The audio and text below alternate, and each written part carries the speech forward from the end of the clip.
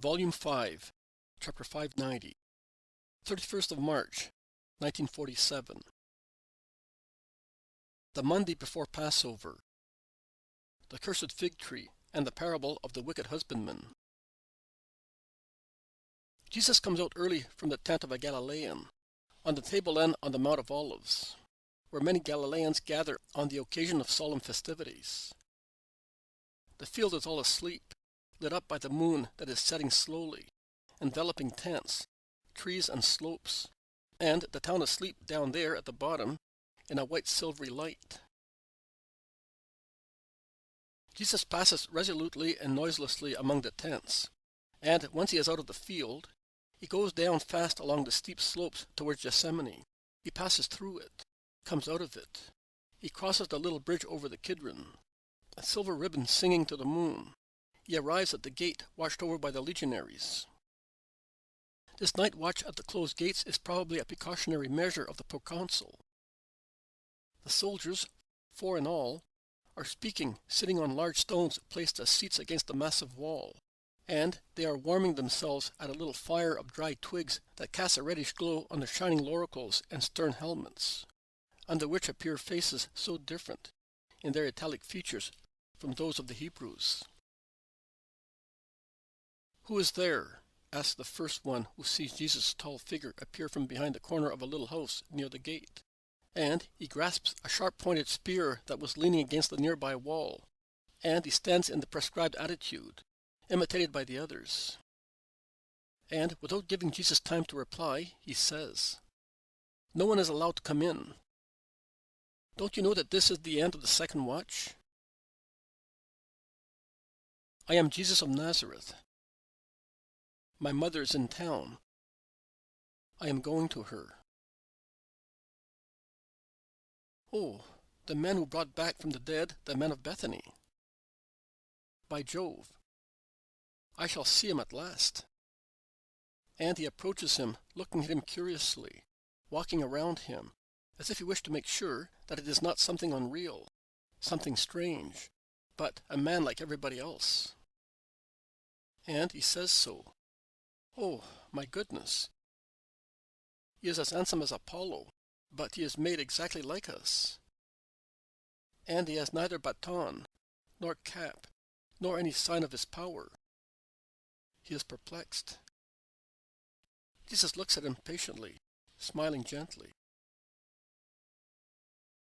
The others, who are not so curious, they have probably already seen Jesus on other occasions, say, "It would have been a good thing if he had been here halfway through the first watch, when the beautiful girl, who died this morning, was taken to her sepulchre. We would have seen her rise."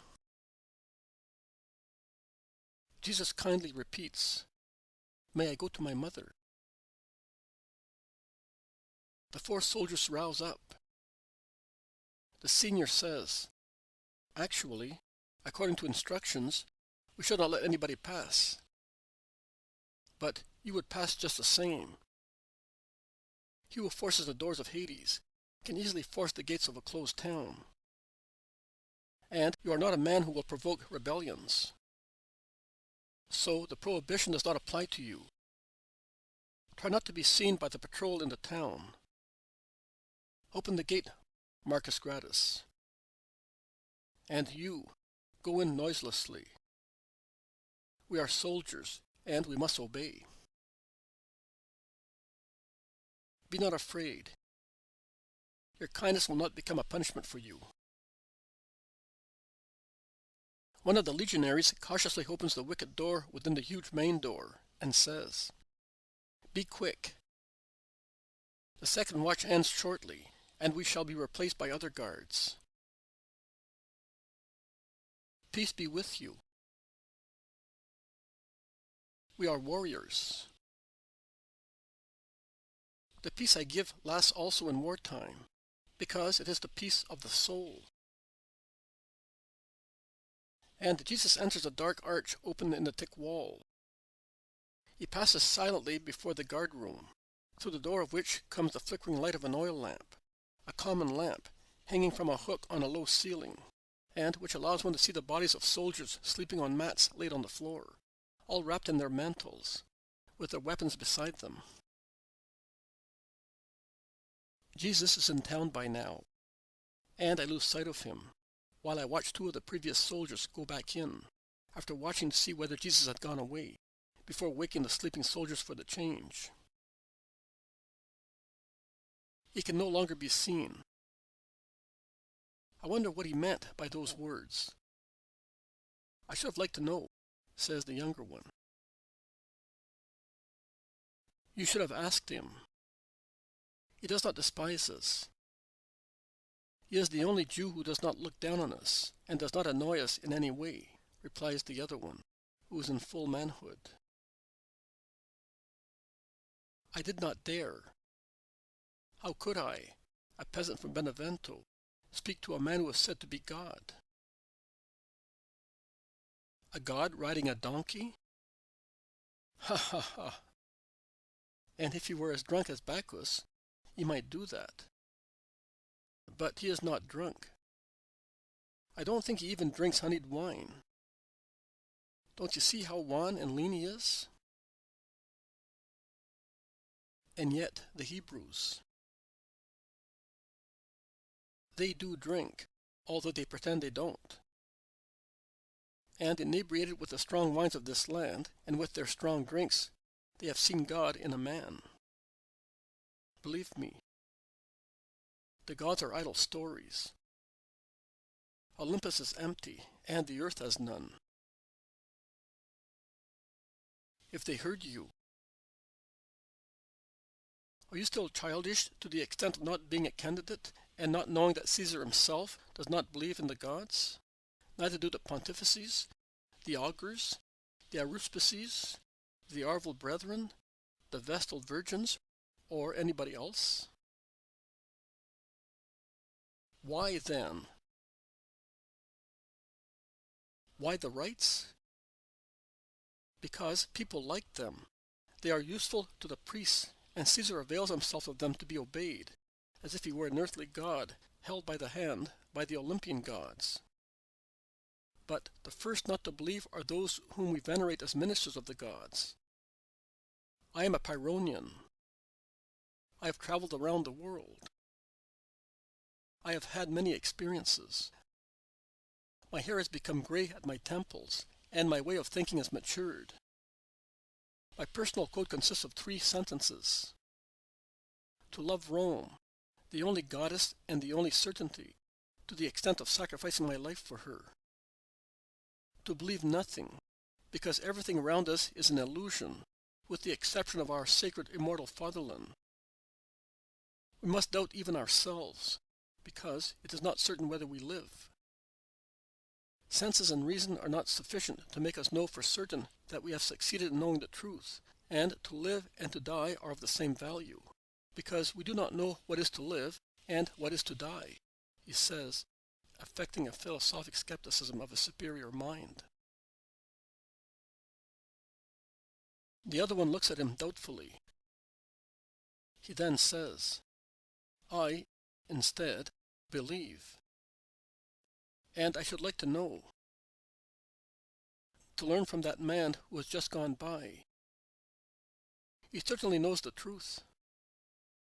Something strange emanates from him. It is like a light that penetrates you. May Aesculapius save you. You are ill. You came up to town from the valley only a short time ago, and those who make that journey and are not acclimatized to these surroundings become easily feverish. Your mind is wandering. Come. Only warm wine with spices can make you sweat the poison of Jordan fever. And he pushes him towards the guardroom. But the other one frees himself, saying, I am not ill. I don't want any warm spiced wine. I want to watch over there, beyond the walls. He points at the inner side of the walls, and wait for the man who said he is Jesus. If you don't mind waiting. I am going to wake up the man for the change. Goodbye. And he goes into the guard-room noisily, awaking his companions and shouting, "Your time is up! Come on, you lazy idlers! I am tired." He yawns noisily and curses, because they have left the fire go out, and they have drunk all the warm wine, so necessary to dry the Palestinian dew. The other one, the young legionary, leaning against the wall, illuminated lightly by the moon from the west, is waiting for Jesus to retrace his steps. The stars are watching over his hope. In the meantime, Jesus has arrived at Lazarus' house on the hill of Zion and knocks at the door. Levi opens it to him. "You, Master? The ladies are sleeping. Why did you not send a servant if you needed something?" They would not have let him pass. "Ah, that is true. But how did you pass?" "I am Jesus of Nazareth, and the legionaries let me pass. But it is not to be divulged, Levi. I will not mention it. They are better than many of us. Take me where my mother is sleeping, and do not wake anybody else in the house." "As you wish, Lord. Lazarus has ordered all the managers of his houses to obey you in everything, without any discussion or delay. It was just after dawn when many servants, took his orders to all the houses. Obey and be quiet. We will do that. You gave our master back to us." The man trots ahead of Jesus along the corridors, as wide as galleries, of Lazarus' wonderful mansion on the hill of Zion, and the light he is carrying in his hands illuminates in a fantastic manner the furniture and tapestry adorning the wide corridors. The man stops at a closed door, saying, "Your mother is in there. You may go." "And what about the light? Do you not want it?" "I can go back without it. I know the house very well. I was born here." "Leave it. And do not take the key out of the door. I am going out at once. You know where to find me. I will lock it as a precaution. But I shall be ready to open the door for you as soon as you come." Jesus remains alone. He knocks lightly, such a light knock that only one wide awake can hear it. There is a noise in the room, as of a chair being moved, and a light shuffling of feet, and a low subdued voice asks, "Who is knocking?" "It is I, Mother. Open the door." The door is opened at once. Only the moonlight illuminates the quiet room and spreads its rays on an untouched bed. A chair is near the window, wide open on the mystery of the night. "Were you not sleeping yet? It is late." "I was praying." "Come, son. Sit here where I was," and she points at the chair near the window. "I cannot stop. I have come to get you and go to Elisa at Ophel. And Aaliyah is dead. Did you not know?" "No. Nobody." "When, Jesus?" "After I passed." "After you passed? So you were the liberating angel for her? The earth was such a prison for her. Happy girl. I wish I were in her place. Did she die of a natural death? I mean, not by misfortune? She died of the joy of loving. I was told when I was already on the slope of the temple, "Come with me, mother." We are not afraid of profaning ourselves to comfort a mother who held in her arms her daughter, who died of supernatural joy. Our first virgin, the one who came to you at Nazareth to see me and ask me to give her this joy. Remote peaceful days. The other day she was singing like a blackcap in love, and she kissed me, saying, "I am happy," and she was eager to hear everything about you. How God formed you, how He chose me, and my first throbs of a consecrated virgin. Now I understand. I am ready, son. Mary, while speaking, has put up her plaits that were hanging down her shoulders, making her look like a young girl, and she has put on her veil and mantle. They go out, making the least possible noise. Levi is already near the main door. He explains why, saying, "I preferred so, because of my wife." Women are curious. She would have asked me dozens of questions. Instead, she does not know. He opens the door and is about to close it. Jesus says, "I will bring my mother back during this watch. I shall be watching here. Do not be afraid. Peace to you."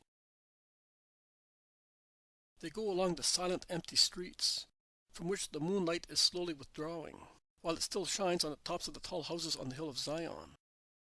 It is brighter in the suburb of Ophel, where the modest houses are lower.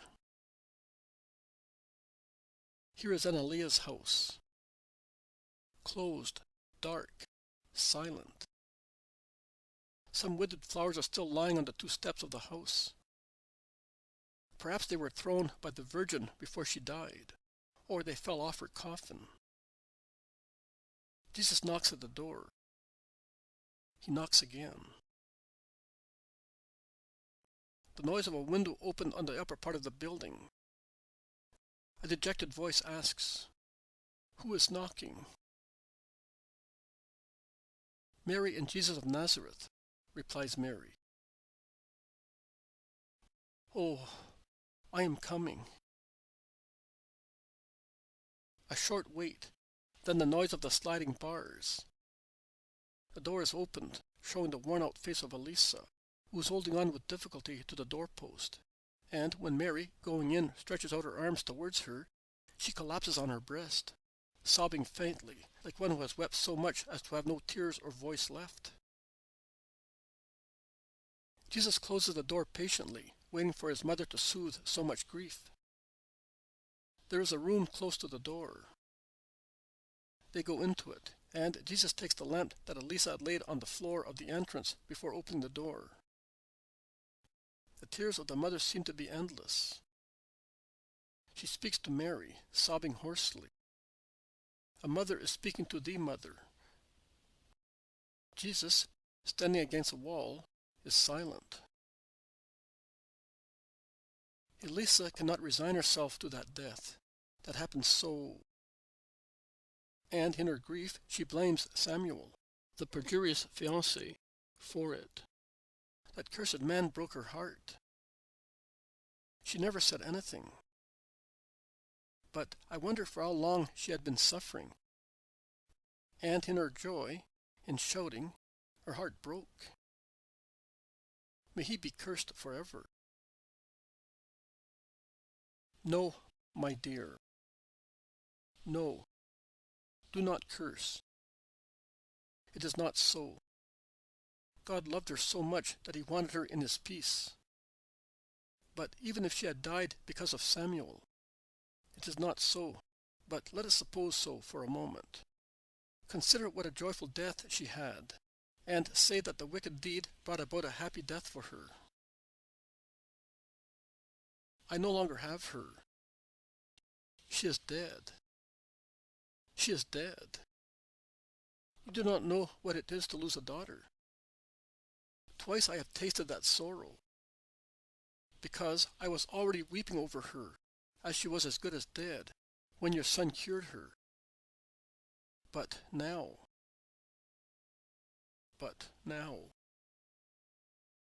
he did not come back. He did not have mercy. I have lost her. Lost. My child is already in her grave. Do you know what it means to see a son in the throes of death? To know that he must die? To see him dead, when one thought he had recovered and was strong? You do not know. You cannot say anything. She was as beautiful as a rose that had just opened in the early sunshine, when she was adorning herself this morning. She had wanted to adorn herself with the dress I had made for her wedding. She was also intending to crown herself as a bride. Then she preferred to undo the garland that was ready, and pluck the flowers to throw them to your son. And she sang. She sang. Her voice filled the house. She was as graceful as springtime. Joy made her eyes shine like stars, and her parted lips, showing her white teeth, were a delicate pomegranate red, and her cheeks were as rosy and fresh as spring roses, adorned with dew. And she became as white as a lily that had just opened. And she bent on my breast like a broken stem. Not another word. Not a sigh. No longer colorful. Not a glance. As placid and beautiful as an angel of God, but lifeless. As you are rejoicing in the triumph of your son, and he is healthy and strong, you do not know what my grief is like. Why did he not come back? In what had she displeased him, and I with her, that he did not hear my prayer? Elisa, Elisa, do not say. Grief is making you blind and deaf. Elisa, you are not aware of my suffering, and you do not know what a deep sea my suffering will become. You saw she was placid and beautiful when she relaxed in peace. In your arms. I have been contemplating my child for over 30 years, and, beyond the smooth, clean body that I contemplate and caress, I see the wounds of the man of sorrows that my son will be. You say that I do not know what it is to see a son go to his death twice, and to die once, and remain thus in peace. Do you know what it means to a mother to see such a vision for so many years? My son, here he is. He is already dressed in red, as if he were coming out of a bath of blood.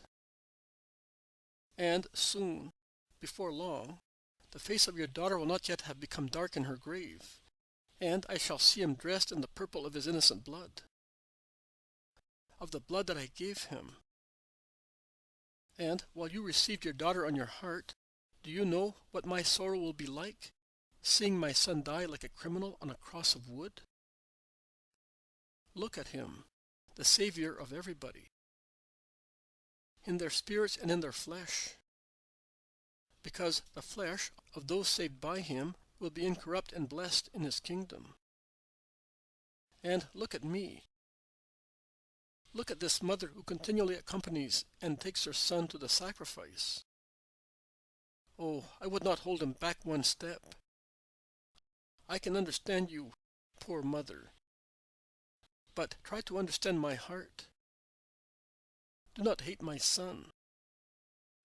Analia would not have been able to put up with the agony of her Lord. And her Lord made her blessed in an hour of jubilation. Elisa stopped weeping upon hearing this revelation. She stares at Mary, whose pale face of a martyr is wet with silent tears. She looks at Jesus, who is looking at her pitifully, and she kneels down at Jesus' feet, moaning. But she is dead. She is dead, Lord. Like a lily, a broken lily. The poets say that you take delight in lilies. Oh, really, you, born of the lily Mary, have come down among flowery flower beds, and you turn purple roses into snow-white lilies, and you pick them, removing them from the world. Why? Why, Lord? Is it not fair that a mother should enjoy the rose born of her? Why extinguish its purple in the cold whiteness of death of a lily? Lilies. They will be the symbol of those women who loved me as my mother loved God. The snow-white flower bed of the divine King. But we mothers shall weep. We mothers have a right to our children. Why deprive them of life? I do not mean that, woman.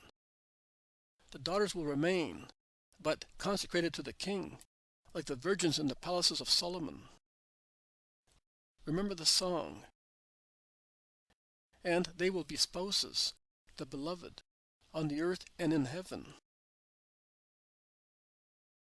But my daughter is dead. She is dead. And she resumes weeping in a heart-rending manner. I am the resurrection and life. Who believes in me, even if he dies, will live. And I solemnly tell you that he will never die. Your daughter is living. She will live forever, because she believed in life. My death will be complete life for her.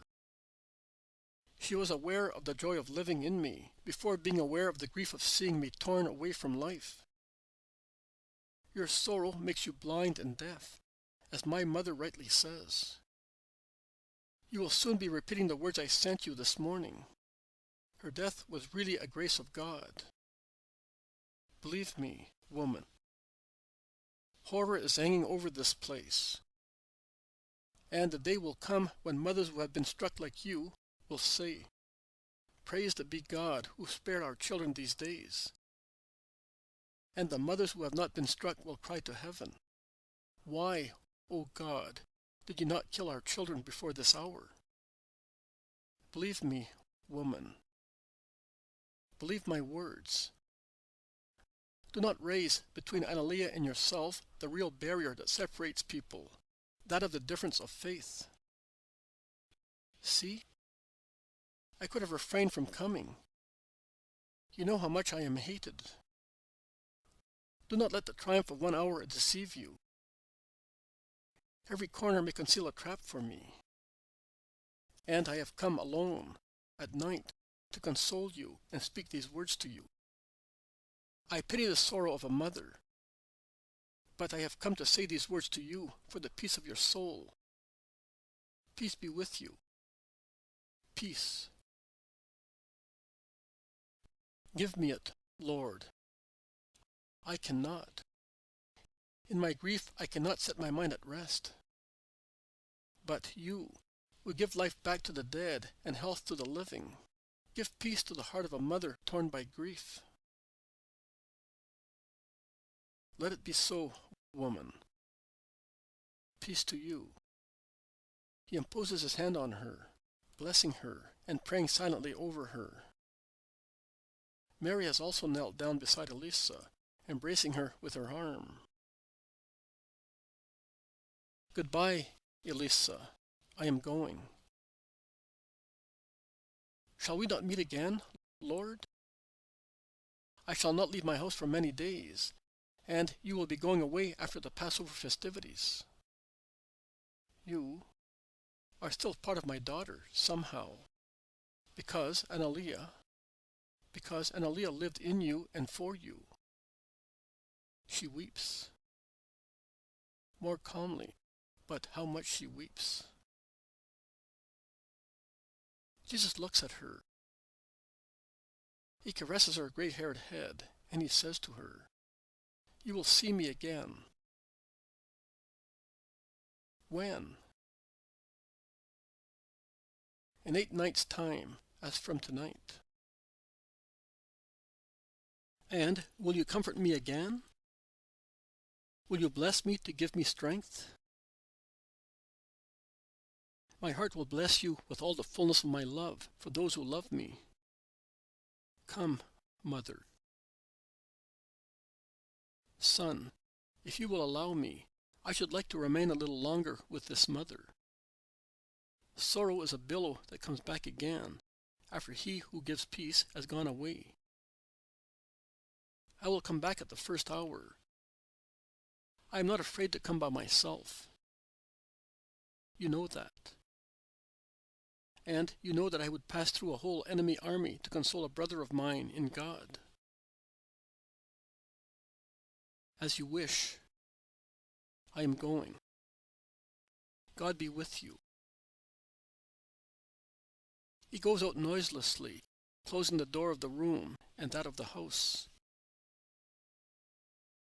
He goes back to the walls, to the gate of Ephraim, or the storkerole, or dung gate, because I have heard several times these two gates, which are close to each other, mentioned with these three names, perhaps because one opens on the Jericho road, which is at the bottom, a road that takes one to Ephraim, and the other is close to the Innan Valley, where the rubbish of the town is burnt, and they are so alike that I confused them. It is just beginning to dawn on the eastern side of the sky, which, however, is still crowded with stars. The streets are enveloped in a dim light that is more tedious than the darkness of the night, that was moderated by the white light of the moon. But the Roman soldier has good sight, and as soon as he sees Jesus advancing towards the gate, he goes to meet him.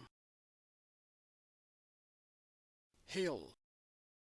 I have been waiting for you. He stops, hesitating. Speak up without any fear. What do you want of me? To know. You said, the peace that I give lasts also in wartime, because it is the peace of the soul. I should like to know what peace it is, and what is the soul. How can a man who is at war be at peace? The temple of peace is closed when Genesis is opened. The two things cannot be together in the world. He is speaking, leaning against the low greenish wall of the kitchen garden, in a lane as narrow as a path running through fields, among poor houses, a damp, gloomy, dark lane. Apart from a glimmer showing the burnished helmet, nothing else can be noticed of the two who are speaking. The shadow envelops their faces and bodies in complete darkness. Jesus' voice sounds mild and bright because of his joy of throwing a seed of light into the heathen. It is true, peace and war cannot be together in the world. One excludes the other. But in a warrior, there can be peace even if he is ordered to fight in a war. My peace can be in him, because my peace comes from heaven, and it is not upset by the rumble of war or the ferocity of massacres. A divine thing, it invades the divine thing that man has within himself, and is named soul. Divine? In me? Caesar is divine. I am the son of peasants. Now I am a private soldier. If I am valiant, I may become a centurion, but not divine. There is a divine part in you. It is the soul. It comes from God, from the true God. So it is divine, a living gem in man, and it nourishes itself and lives with divine things, faith, peace, truth. War does not upset it. Persecutions do not injure it. Death does not kill it. Evil only, doing what is ugly, wounds or kills it, and also deprives it of the peace that I grant. Because evil separates man from God. And what is evil? To be in heathenism and worship idols, when the goodness of the true God has made one know that there is the true God. Not to love one's father, mother, brothers, and one's neighbor. To steal, to kill, to be rebellious, to be lustful, to be false. That is evil. Then I cannot have your peace. I am a soldier, and I am ordered to kill. So there's no salvation for us? Be as just in wartime as you were in peacetime. Do your duty without cruelty and without avidity. While fighting and conquering, consider that your enemy is like you, and that every town has mothers and girls like your mother and your sisters, and be brave without being a brute. You will not move away from justice and peace, and my peace will remain in you. And then? And then? What do you mean? After my death, what will happen to the good I have done and to the soul that you say does not die if one does not do evil things? It lives. It lives adorned with the good it has done, in a joyful peace, greater than the one any man enjoys on the earth. So, in Palestine, only one person has done good. I see. Who? Lazarus of Bethany. His soul did not die. Truly, he is a just man.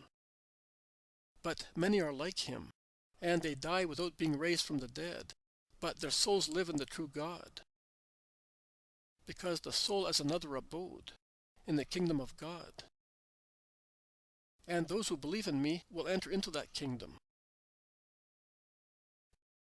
Even I, a Roman? You as well, if you believe in the truth. What is the truth? I am the truth and the way to go to the truth.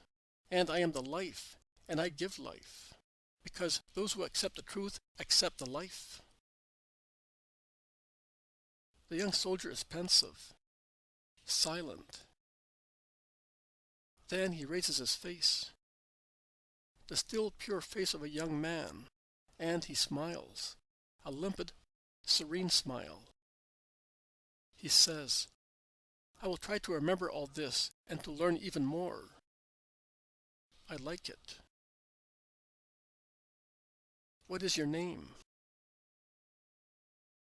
Vital. From Benevuto. From the countryside of that town. I will remember your name. Make your spirit really vital by nourishing it with the truth. Goodbye. The gate is being opened. I am leaving the town.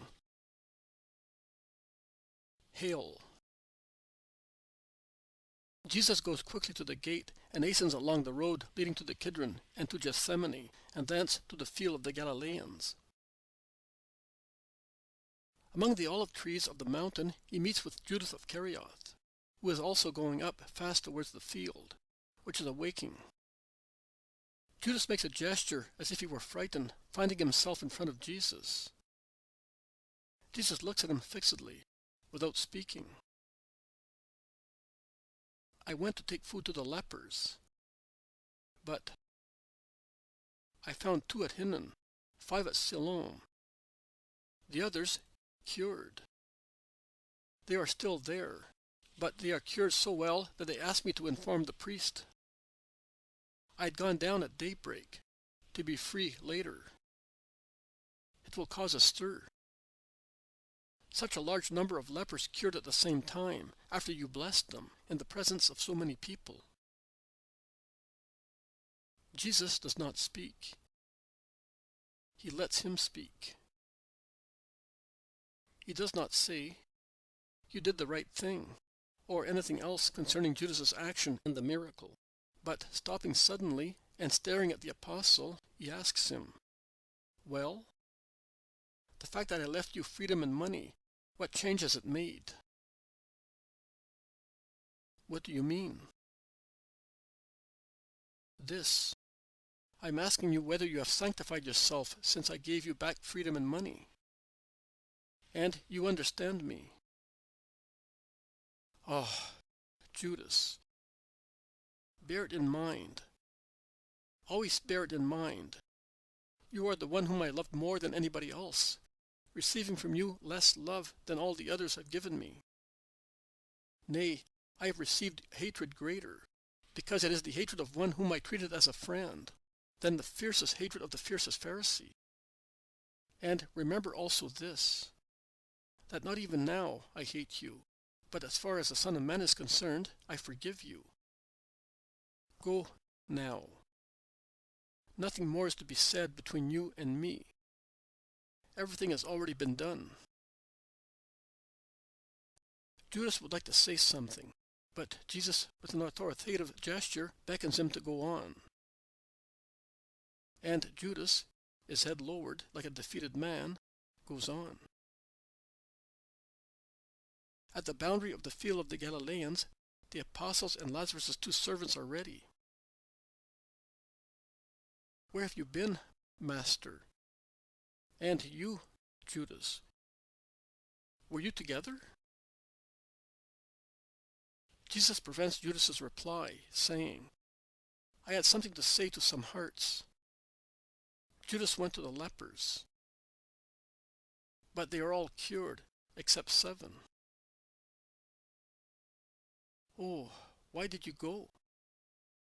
I wanted to come, too, says the zealot. To be free now to come with us. Let us go. We shall enter into the town by the sheep gate.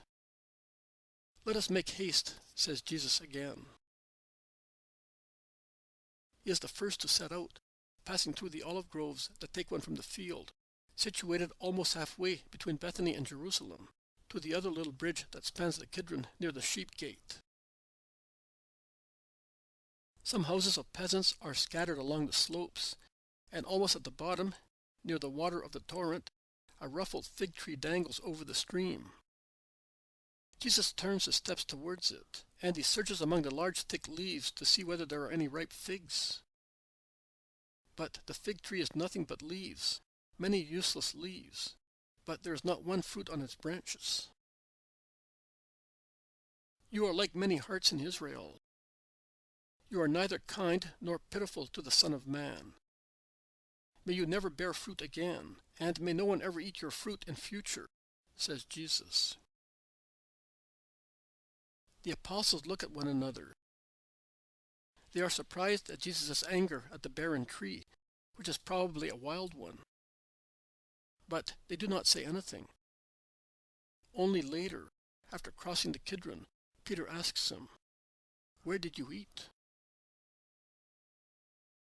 Nowhere. Oh, then you are hungry.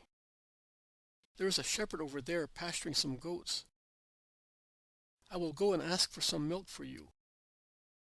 I will not be long. And he strides away and comes back cautiously with an old bowl full of milk. Jesus drinks it, and with a caress, he hands the bowl back to the young shepherd who had come with Peter. They enter into the town and go up to the temple, and, after worshipping the Lord, Jesus goes back to the court where the rabbis teach. People crowd round him, and a mother, who has come from Sintium, shows him her little boy, whom a disease, I think, has made blind. His eyes are white, as if he had a large cataract over his pupil, or a leucoma. Jesus cures him, touching his eyes lightly with his fingers. And he immediately begins to speak. A man bought a piece of ground and planted a vineyard in it. He built a house for the husbandmen, a tower for the caretakers, wine cellars and places where to press the grapes, and he leased it to the tenants whom he trusted. Then he went abroad. When the time came that the vineyard could bear fruit, as the vines had grown to the extent of being fruit-bearing, the owner of the vineyard sent his servants to the tenants to collect the profit of the harvest. But the tenants surrounded the servants, and they beat some. They stoned some with heavy stones, wounding them seriously, and they killed some of them. Those who had survived and had come back to the landowner told him what had happened to them. The owner cured and comforted them, and sent more servants, this time a larger number. And the tenants dealt with them, as they had done with the previous ones. Then the owner of the vineyard said, "I will send my son to them. They will certainly respect my heir." But the tenants, when they saw him come, and they realized that he was the heir, said to one another, "Come, let us gather together in a large number. Let us take him out to a remote place and kill him. His inheritance will be left to us." And, receiving him with hypocritical honors, they gathered round him as if they wished to give him a hearty welcome. Then, after kissing him, they tied him.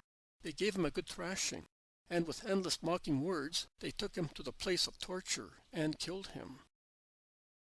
Now tell me, that father and owner, who one day will realize that his son and heir to his property is not coming back, and he finds out that his servant tenants, to whom he had given his land to cultivate in his name, enjoying a fair share of it, and giving what was fair to their master, are the murderers of his son, what will he do?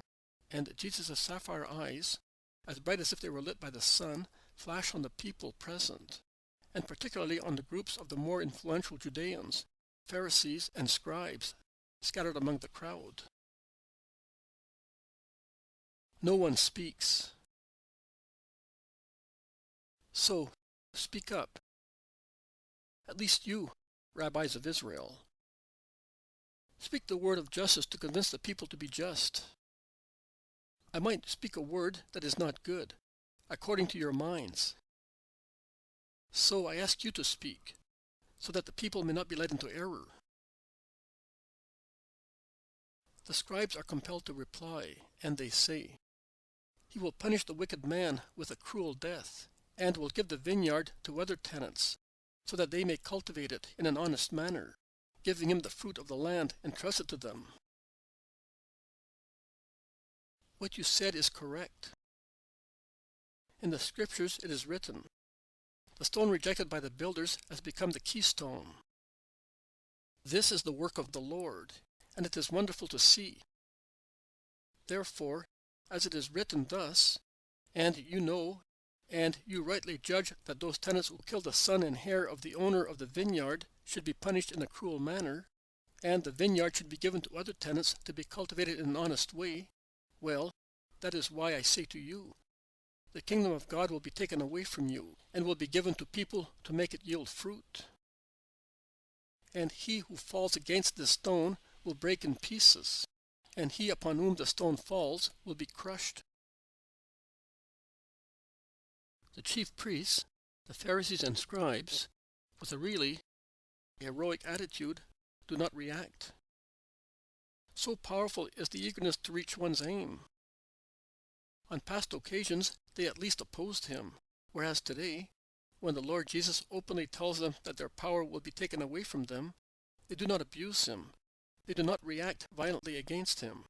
They do not threaten him, behaving like false, patient lambs, that under the hypocritical appearance of meekness conceal the unchangeable hearts of wolves. They just approach him, as he had resumed walking backwards and forwards, listening to this one and that one of the many pilgrims who have gathered in the wide court, many of whom ask him for advice for cases concerning their souls, or family, or social situations. And they wait to be able to say something to him after hearing him give his opinion to a man on a complicated matter of inheritance, which has brought about discord and ill feeling among several heirs, because of a son their father had to a maidservant of the household, and whom he adopted. The legitimate sons do not want the illegitimate one to stay with them. Neither do they wish to have him joint heir in the sharing of houses and fields, as they do not want to have anything further to do with them. But they do not know how to settle the matter, because their father, before dying, made them swear that, as he had always divided the bread among the illegitimate son and the legitimate ones in equal parts, so they had to share out the inheritance in equal measure with him. Jesus says to the man who is consulting him on behalf of his 3 brothers, "Each of you should give up a piece of ground and sell it, in order to put together the money equivalent to 1/5 of the total patrimony, and give it to the illegitimate son, saying, 'Here is your share.' You are not being cheated out of what belongs to you, neither have we wronged our Father's will. Go, and God be with you. And give plentifully, even more than the exact value of his share. Do so in the presence of just witnesses, and no one on the earth or beyond the earth will be able to utter a word of reproach or give rise to a scandal. And there will be peace among you and in you, as you will not feel remorse for disobeying your Father, and you will not have with you him who, although really innocent, upsets you more than if he were a highwayman placed among you." The man says, "The illegitimate son really upset the peace of our family. He ruined the health of my mother, who died of grief, and he usurped a place that did not belong to him." Man, he is not guilty, but he who procreated him is to be blamed. He did not ask to be born and bear the mark of illegitimacy. It was the covetousness of your father who begot him to hand him over to sorrow and to grieve you. Be therefore just towards the innocent man who is already painfully expiating a sin that is not his. Do not let the spirit of your father be anathema to you. God has judged him. Your curses are not required. Always honor your father, even if he is guilty, not for himself, but because he represented your God on the earth, as he created you by God's decree, and because he is the Lord of your house. Parents come immediately after God. Remember the Decalogue. And do not sin. Go in peace. The priests and scribes approach him then to question him. "We heard you. What you said is right. Not even Solomon could have given a wiser piece of advice. But since you work wonders, and you give advice such as only the wise king could give, tell us, what authority have you to do such things?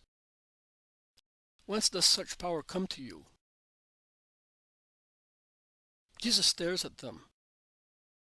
He is neither aggressive nor contemptuous, but he is very imposing. He says, "I also have a question to ask you, and if you reply to me, I will tell you by which authority I, a poor man without authority of offices, because that is what you mean, do these things. Tell me, where did John's baptism come from? From heaven or from the man who administered it? Reply to me. By which authority did John administer it as a purifying rite to prepare you for the coming of the Messiah, if John was even poorer and less learned than I am, and he had no office whatsoever, as he lived in the desert since his childhood?" The scribes and priests consult with one another. The people press round them, with wide open eyes and pricked up ears, ready to protest if the scribes disqualify the Baptist and offend the Master, and to acclaim if they are defeated by the question of the divinely wise Rabbi of Nazareth. The dead silence of this crowd, awaiting the reply, is striking.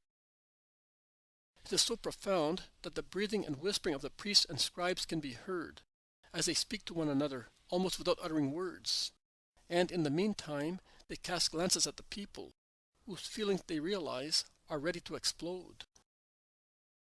At last they make up their minds, and they reply. They turn towards the Christ who, leaning against the column, his arms folded across his chest, scans their faces without ever losing sight of them, and they say, "Master, we do not know by which authority John did that, or where his baptism came from. No one ever thought of asking the Baptist while he was alive, and he never mentioned it of his own accord. And neither will I tell you by which authority I do such things." And he turns his back on them, calling the 12, and pushing his way through the cheering crowd, he leaves the temple.